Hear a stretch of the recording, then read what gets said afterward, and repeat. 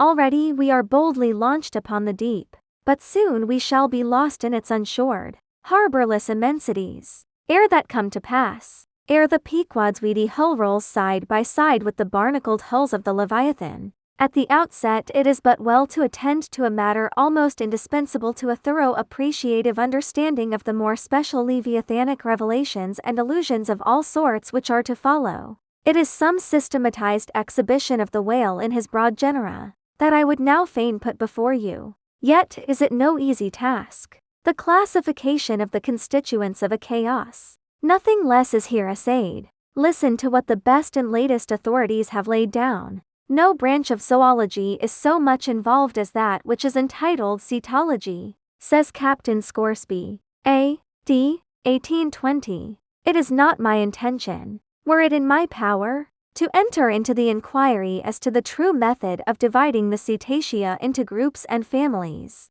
Utter confusion exists among the historians of this animal sperm whale, says Surgeon Beale, A.D. 1839. Unfitness to pursue our research in the unfathomable waters. Impenetrable veil covering our knowledge of the Cetacea. A field strewn with thorns. All these incomplete indications but serve to torture us naturalists. Thus speak of the whale, the great Cuvier, and John Hunter, and Lesson, those lights of zoology and anatomy. Nevertheless, though of real knowledge there be little, yet of books there are a plenty, and so in some small degree, with Cetology, or the science of whales, many are the men, small and great, old and new, landsmen and seamen, who have at large or in little, written of the whale. Run over a few. The authors of the Bible: Aristotle, Pliny, Aldrovandi, Sir Thomas Browne, Gesner, Ray, Linus, Rondeletius, Willoughby, Green, Artedi, Sibbald, Brisson, Martin, Lac P.D., Bonnetier, Desmarest, Baron Cuvier, Frederick Cuvier, John Hunter, Owen, Scoresby, Beale, Bennett, J. Ross Brown, the author of Miriam Coffin, Olmsted, and the Rev. T. Cheever. But to what ultimate generalizing purpose all these have written, the above-cited extracts will show. Of the names in this list of whale authors, only those following Owen ever saw living whales, and but one of them was a real professional harpooner and whaleman, I mean Captain Scoresby. On the separate subject of the Greenland or right whale, he is the best existing authority, but Scoresby knew nothing and says nothing of the great sperm whale,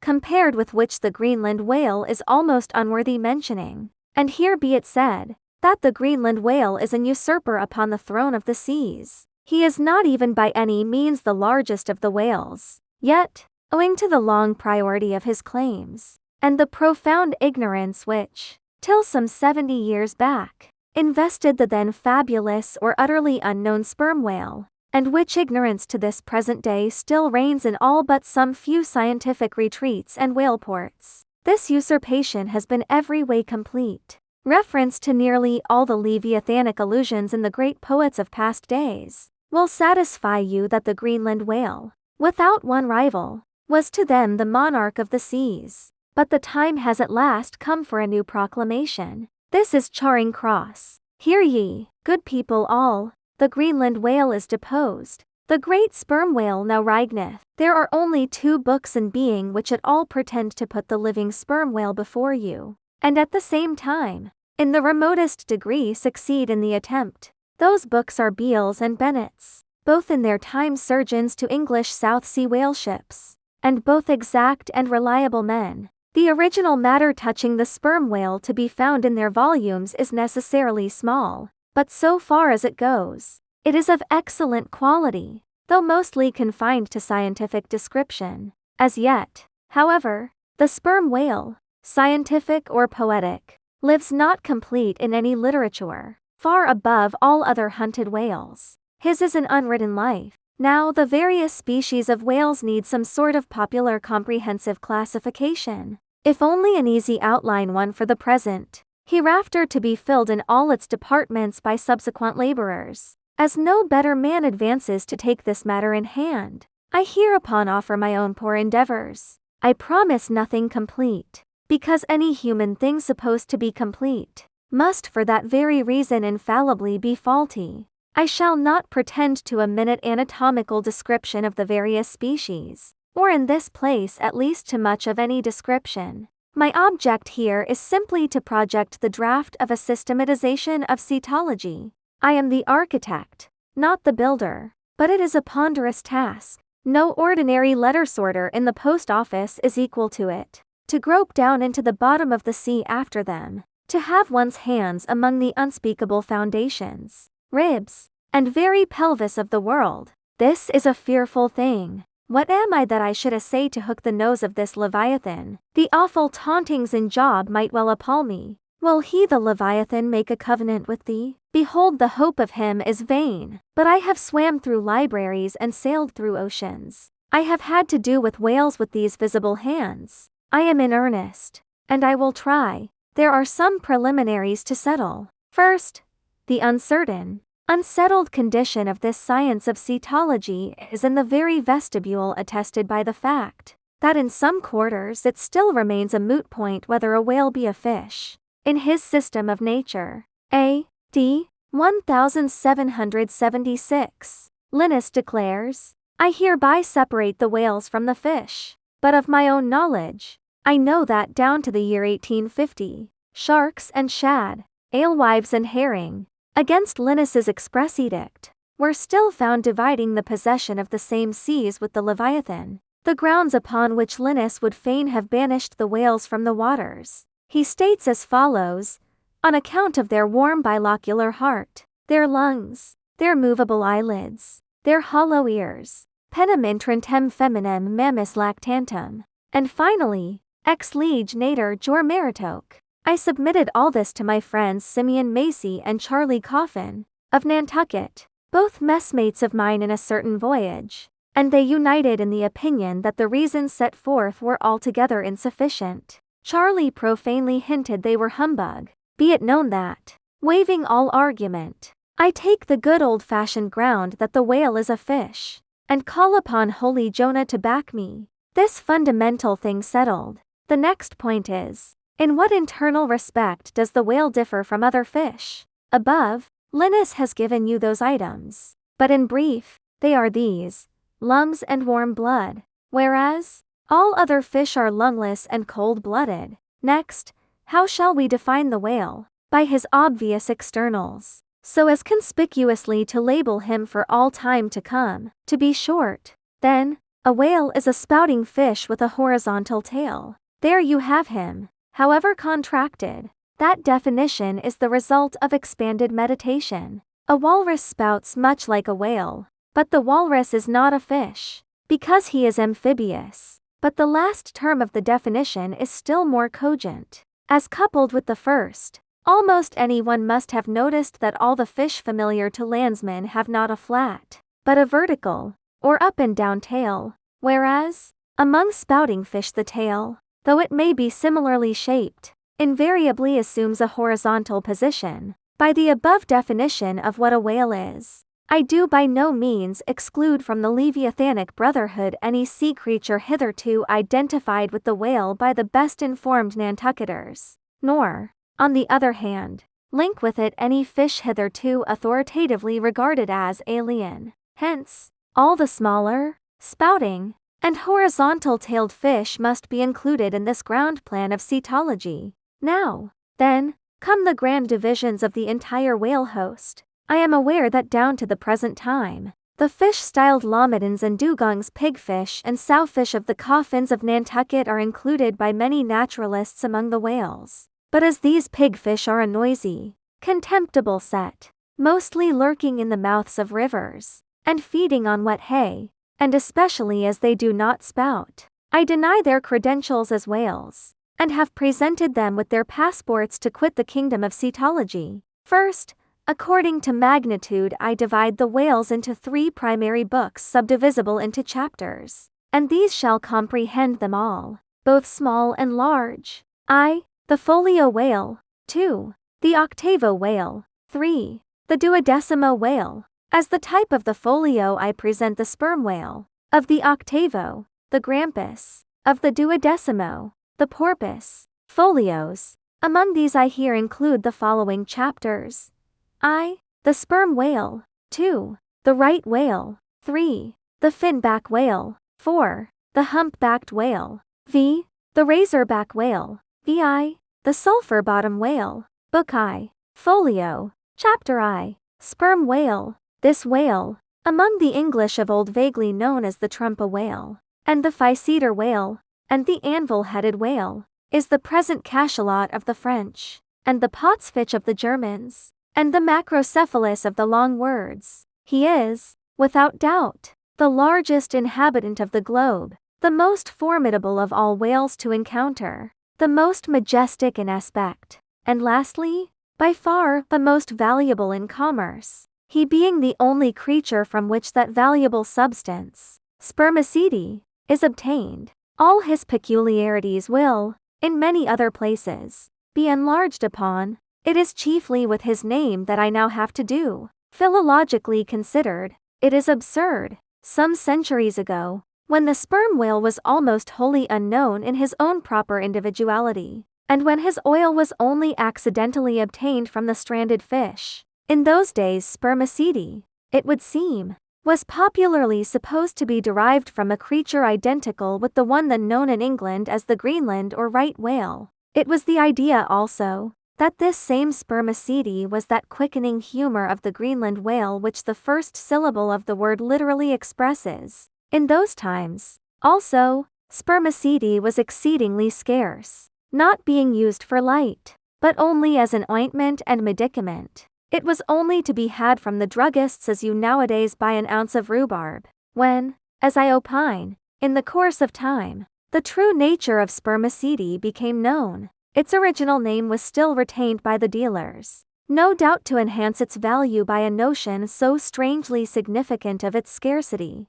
And so the appellation must at last have come to be bestowed upon the whale from which this spermaceti was really derived. Book I. Folio. Chapter 2. Right whale. In one respect this is the most venerable of the leviathans, being the one first regularly hunted by man. It yields the article commonly known as whalebone or baleen, and the oil specially known as whale oil, an inferior article in commerce. Among the fishermen, he is indiscriminately designated by all the following titles: the whale, the Greenland whale, the black whale, the great whale, the true whale, the right whale. There is a deal of obscurity concerning the identity of the species thus multitudinously baptized. What then is the whale, which I include in the second species of my folios? It is the great mysticetus of the English naturalists, the Greenland whale of the English whalemen, the baleen ordinaire of the French whalemen, the Groland's wallfish of the Swedes. It is the whale which for more than 2 centuries past has been hunted by the Dutch and English in the Arctic seas. It is the whale which the American fishermen have long pursued in the Indian Ocean, on the Brazil banks, on the Northwest coast, and various other parts of the world, designated by them right whale cruising grounds. Some pretend to see a difference between the Greenland whale of the English and the right whale of the Americans, but they precisely agree in all their grand features, nor has there yet been presented a single determinate fact upon which to ground a radical distinction. It is by endless subdivisions based upon the most inconclusive differences, that some departments of natural history become so repellingly intricate. The right whale will be elsewhere treated of at some length, with reference to elucidating the sperm whale. Book I. Folio. Chapter 3. Finback. Under this head I reckon a monster which, by the various names of finback, tall spout, and long john, has been seen almost in every sea and is commonly the whale whose distant jet is so often descried by passengers crossing the Atlantic, in the New York packet tracks, in the length he attains, and in his baleen. The finback resembles the right whale, but is of a less portly girth, and a lighter color, approaching to olive. His great lips present a cable-like aspect, formed by the intertwisting, slanting folds of large wrinkles. His grand distinguishing feature, the fin, from which he derives his name, is often a conspicuous object. This fin is some 3 or 4 feet long, growing vertically from the hinder part of the back, of an angular shape, and with a very sharp pointed end. even if not the slightest other part of the creature be visible. This isolated fin will, at times, be seen plainly projecting from the surface, when the sea is moderately calm, and slightly marked with spherical ripples, and this gnomon-like fin stands up and casts shadows upon the wrinkled surface. It may well be supposed that the watery circle surrounding it somewhat resembles a dial, with its style and wavy hour lines graved on it. On that aha's dial the shadow often goes back. The fin back is not gregarious. He seems a whale hater, as some men are man haters, very shy, always going solitary, unexpectedly rising to the surface in the remotest and most sullen waters, his straight and single lofty jet rising like a tall misanthropic spear upon a barren plain, gifted with such wondrous power and velocity in swimming, as to defy all present pursuit from man. This Leviathan seems the banished and unconquerable Cain of his race, bearing for his mark that style upon his back, from having the baleen in his mouth. The fin back is sometimes included with the right whale, among a theoretic species denominated whalebone whales, that is, whales with baleen. Of these so-called whalebone whales, there would seem to be several varieties, most of which, however, are little known. Broad-nosed whales and beaked whales, pike-headed whales, bunched whales, under-jawed whales and rostrated whales are the fishermen's names for a few sorts. In connection with this appellative of whalebone whales, it is of great importance to mention that however such a nomenclature may be convenient in facilitating allusions to some kind of whales, yet it is in vain to attempt a clear classification of the Leviathan, founded upon either his baleen, or hump, or fin, or teeth, notwithstanding that those marked parts or features very obviously seem better adapted to afford the basis for a regular system of cetology than any other detached bodily distinctions, which the whale, in his kinds, presents. How then, the baleen, hump, back fin, and teeth, these are things whose peculiarities are indiscriminately dispersed among all sorts of whales, without any regard to what may be the nature of their structure in other and more essential particulars. Thus, the sperm whale and the hump-backed whale, each has a hump, but there the similitude ceases. Then, this same hump-backed whale and the Greenland whale, each of these has baleen, but there again the similitude ceases, and it is just the same with the other parts above mentioned. In various sorts of whales, they form such irregular combinations, or, in the case of any one of them detached, such an irregular isolation, as utterly to defy all general methodization formed upon such a basis. On this rock every one of the whale naturalists has split, but it may possibly be conceived that, in the internal parts of the whale, in his anatomy there, at least, we shall be able to hit the right classification. Nay, what thing, for example, is there in the Greenland whale's anatomy more striking than his baleen? Yet we have seen that by his baleen it is impossible correctly to classify the Greenland whale, and if you descend into the bowels of the various leviathans, why there you will not find distinctions a 50th part as available to the systematizer as those external ones already enumerated. What then remains? Nothing but to take hold of the whales bodily, in their entire liberal volume, and boldly sort them that way. And this is the bibliographical system here adopted, and it is the only one that can possibly succeed, for it alone is practicable. To proceed, Book I, Folio Chapter 4, Humpback. This whale is often seen on the Northern American coast. He has been frequently captured there, and towed into harbor. He has a great pack on him like a peddler, or you might call him the elephant and castle whale. At any rate, the popular name for him does not sufficiently distinguish him, since the sperm whale also has a hump though a smaller one. His oil is not very valuable. He has baleen. He is the most gamesome and light-hearted of all the whales, making more gay foam and white water generally than any other of them. Book I, Folio, Chapter V, Razorback. Of this whale little is known but his name. I have seen him at a distance off Cape Horn. Of a retiring nature, he eludes both hunters and philosophers. Though no coward, he has never yet shown any part of him but his back, which rises in a long sharp ridge. Let him go. I know little more of him. nor does anybody else. Book I. Folio. Chapter VI. Sulphur Bottom. Another retiring gentleman, with a brimstone belly, doubtless got by scraping along the Tartarian tiles in some of his profounder divings. He is seldom seen. At least I have never seen him except in the remoter southern seas, and then always at too great a distance to study his countenance. He is never chased. He would run away with rope walks of line. Prodigies are told of him. Adieu, Sulphur Bottom. I can say nothing more that is true of ye, nor can the oldest Nantucketer. Thus ends Book I. Folio. And now begins Book II. Octavo. Octavos. These embrace the whales of middling magnitude, among which present may be numbered I. The grampus. 2. The blackfish. 3. The narwhale. 4. The thrasher. V. The killer. Why this book of whales is not denominated the quarto is very plain, because, while the whales of this order, though smaller than those of the former order, nevertheless retain a proportionate likeness to them in figure, yet the bookbinder's quarto volume in its dimensioned form does not preserve the shape of the folio volume,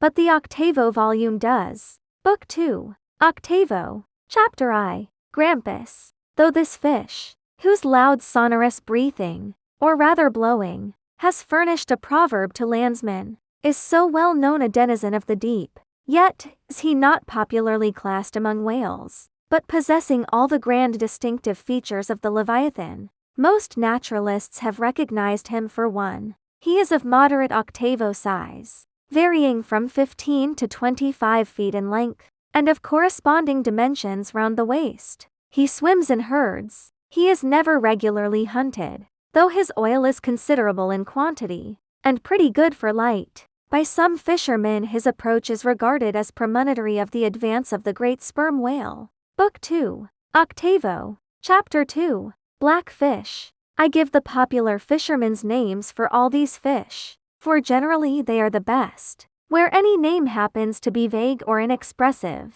I shall say so, and suggest another. I do so now. Touching the blackfish, so called, because blackness is the rule among almost all whales, so call him the hyena whale, if you please. His veracity is well known, and from the circumstance that the inner angles of his lips are curved upwards, he carries an everlasting Mephistophelian grin on his face. This whale averages some 16 or 18 feet in length. He is found in almost all latitudes. He has a peculiar way of showing his dorsal hooked fin in swimming, which looks something like a Roman nose, when not more profitably employed. The sperm whale hunters sometimes capture the hyena whale, to keep up the supply of cheap oil for domestic employment, as some frugal housekeepers, in the absence of company, and quite alone by themselves, burn unsavory tallow instead of odorous wax. Though their blubber is very thin, some of these whales will yield you upwards of 30 gallons of oil.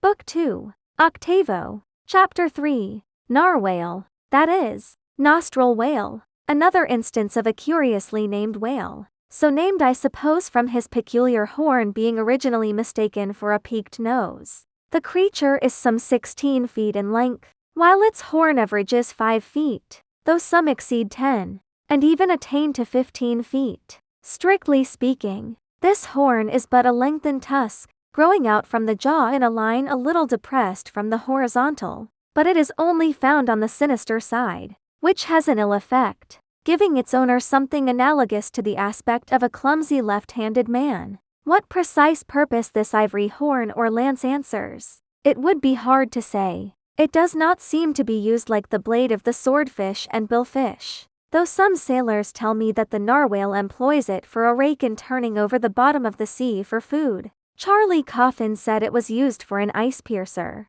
for the narwhale, rising to the surface of the polar sea, and finding it sheeted with ice, thrusts his horn up, and so breaks through, but you cannot prove either of these surmises to be correct. My own opinion is, that however this one-sided horn may really be used by the narwhale, however that may be, it would certainly be very convenient to him for a folder in reading pamphlets. The narwhale I have heard called the tusked whale, the horned whale, and the unicorn whale. He is certainly a curious example of the unicornism to be found in almost every kingdom of animated nature. From certain cloistered old authors I have gathered that this same sea unicorn's horn was in ancient days regarded as the great antidote against poison, and as such, preparations of it brought immense prices. It was also distilled to a volatile salts for fainting ladies, the same way that the horns of the male deer are manufactured into hartshorn. Originally, it was in itself accounted an object of great curiosity.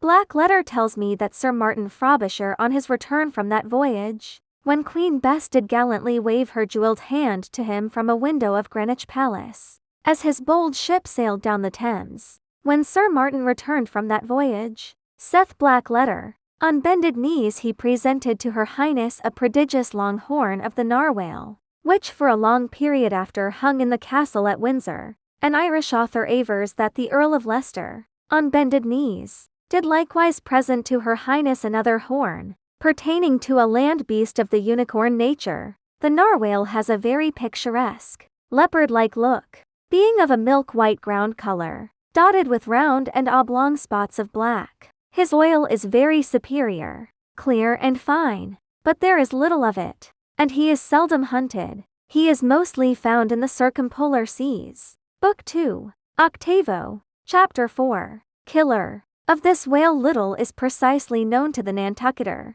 and nothing at all to the professed naturalist. From what I have seen of him at a distance, I should say that he was about the bigness of a grampus. He is very savage, a sort of figgy fish. He sometimes takes the great folio whales by the lip, and hangs there like a leech, till the mighty brute is worried to death. The killer is never hunted. I never heard what sort of oil he has. Exception might be taken to the name bestowed upon this whale, on the ground of its indistinctness, for we are all killers, on land and on sea, Bonapartes and sharks included. Book 2, Octavo, Chapter V, Thrasher. This gentleman is famous for his tail, which he uses for a ferule in thrashing his foes. He mounts the folio whale's back, and as he swims, he works his passage by flogging him, as some schoolmasters get along in the world by a similar process. Still less is known of the thrasher than of the killer. Both are outlaws, even in the lawless seas. Thus ends Book 2, Octavo, and begins Book 3, Duodecimo. Duodecimos. These include the smaller whales. I. The Huzza porpoise. 2. The Algerine porpoise. 3. The mealy-mouthed porpoise. To those who have not chanced specially to study the subject, it may possibly seem strange that fishes not commonly exceeding 4 or 5 feet should be marshaled among whales, a word which, in the popular sense, always conveys an idea of hugeness. But the creatures set down above as duodecimos are infallibly whales. By the terms of my definition of what a whale is, i.e., a spouting fish, with a horizontal tail. Book 3, Duodecimo, Chapter 1, Huzza porpoise. This is the common porpoise found almost all over the globe. The name is of my own bestowal, for there are more than one sort of porpoises, and something must be done to distinguish them. I call him thus, because he always swims in hilarious shoals, which upon the broad sea keep tossing themselves to heaven like caps in a 4th of July crowd. Their appearance is generally hailed with delight by the mariner. Full of fine spirits, they invariably come from the breezy billows to windward. They are the lads that always live before the wind. They are accounted a lucky omen. If you yourself can withstand 3 cheers at beholding these vivacious fish, then heaven help ye. The spirit of godly gamesomeness is not in ye. A well-fed, plump Huzza porpoise will yield you 1 good gallon of good oil, but the fine and delicate fluid extracted from his jaws is exceedingly valuable. It is in request among jewelers and watchmakers. Sailors put it on their hones. Porpoise meat is good eating. You know, it may never have occurred to you that a porpoise spouts. Indeed, his spout is so small that it is not very readily discernible, but the next time you have a chance, watch him, and you will then see the great sperm whale himself in miniature. Book 3, Duodecimo, Chapter 2, Algerine porpoise. A pirate. Very savage. He is only found, I think, in the Pacific. He is somewhat larger than the huzzah porpoise, but much of the same general may provoke him, and he will buckle to a shark. I have lowered for him many times, but never yet saw him captured. Book 3, Duodecimo. Chapter 3, Mealy-mouthed porpoise, the largest kind of porpoise, and only found in the Pacific, so far as it is known. The only English name by which he has hitherto been designated is that of the Fisher's right whale porpoise, from the circumstance that he is chiefly found in the vicinity of that folio. In shape, he differs in some degree from the huzzah porpoise, being of a less rotund and jolly girth. Indeed, he is of quite a neat and gentleman-like figure. He has no fins on his back, most other porpoises have. He has a lovely tail, and sentimental Indian eyes of a hazel hue, but his mealy mouth spoils all. Though his entire back down to his side fins is of a deep sable, yet a boundary line, distinct as the mark in a ship's hull, called the bright waist. That line streaks him from stem to stern, with two separate colors, black above and white below. The white comprises part of his head, and the whole of his mouth, which makes him look as if he had just escaped from a felonious visit to a meal bag. A most mean and mealy aspect. His oil is much like that of the common porpoise. Beyond the duodecimo, this system does not proceed, inasmuch as the porpoise is the smallest of the whales. Above, you have all the leviathans of note, but there are a rabble of uncertain, fugitive, half-fabulous whales, which, as an American whaleman, I know by reputation, but not personally. I shall enumerate them by their forecastle appellations, for possibly such a list may be valuable to future investigators, who may complete what I have here but begun. If any of the following whales shall hereafter be caught and marked, then he can readily be incorporated into this system, according to his folio, octavo, or duodecimo magnitude: the bottle-nose whale, the junk whale, the pudding-headed whale, the Cape whale, the leading whale, the cannon whale, the scrag whale, the coppered whale, the elephant whale, the iceberg whale, the quag whale, the blue whale, etc. From Icelandic, Dutch, and Old English authorities, there might be quoted other lists of uncertain whales, blessed with all manner of uncouth names, but I omit them as altogether obsolete, and can hardly help suspecting them for mere sounds, full of leviathanism, but signifying nothing. Finally, it was stated at the outset that this system would not be here, and at once perfected. You cannot but plainly see that I have kept my word, but I now leave my cetological system standing thus unfinished, even as the great cathedral of Cologne was left, with the crane still standing upon the top of the uncompleted tower. For small erections may be finished by their first architects. Grand ones, true ones, ever leave the copestone to posterity. God keep me from ever completing anything. This whole book is but a draft, nay, but the draft of a draft. Oh, time, strength, cash, and patience,